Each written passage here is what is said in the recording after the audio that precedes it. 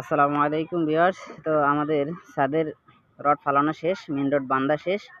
তো এখন আমাদের মেন রড সবগুলো বাঁধা হয়ে গেছে, এদিকটা কিছুটা বাকি আছে। তো এখন আমাদের ছাদে টপ দেওয়ার পালা। তো এইদিকে পাশে যেগুলো আছে, পাশে একটা করে আমাদের আছে 10 মিলি রড, একটা করে টপ আছে 10 মিলি। আর মাঝখানে যেগুলো আছে, মাঝখানে সবগুলো 2টা করে 10 মিলি।